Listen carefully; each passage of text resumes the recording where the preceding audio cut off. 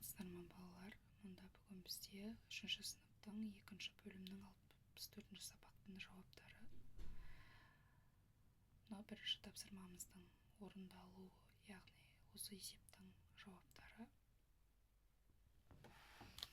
Ал мына жерде 2-ші сабағымыздың, яғни 2-ші есептің тапсырманың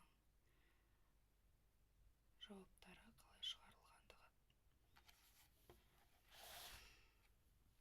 Ал мұнда міне 3-ші есептің, яғни 3-ші тапсырманың жауаптары.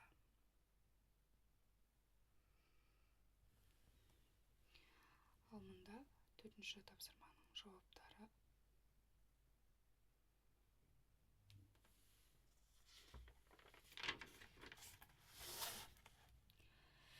Мұнда 5-ші тапсырманың жауаптары берілген.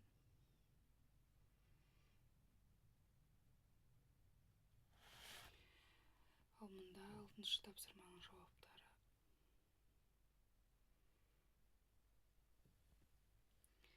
Ал мұнда 7-ші тапсырманың жауаптары.